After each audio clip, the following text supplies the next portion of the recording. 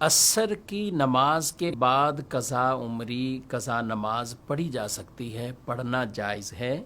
جب تک وہ آخری 20 منٹ نہیں ہو جائیں گے، کیونکہ وہ وقت مکروہ آ جائے گا۔ لیکن عصر کی نماز اگر آپ نے پڑھ لی تو قضا عمری اس وقت کر سکتے ہیں۔ یا ایک مشورہ عرض ہے کہ بہت سے لوگ اگر اس وقت پڑھیں گے تو لوگ ان سے پوچھیں گے کہ یہ آپ کیا پڑھ رہے ہو بھائی، عصر کے بعد نفل پڑھنا تو ویسے ہی منع ہے۔ تو اب آپ اگر اظہار کریں گے تو ایک قضا عمری اور ایک گناہ کا اظہار ہے، اس لیے لوگوں کے سامنے عصر کے بعد نہ پڑھیں۔ اسی طرح فجر کی نماز پڑھنے کے بعد یا فجر کے فرض پڑھنے سے پہلے جو وقت ہوتا ہے اس میں بھی قضا عمری کی جا سکتی ہے، مگر چونکہ اس وقت میں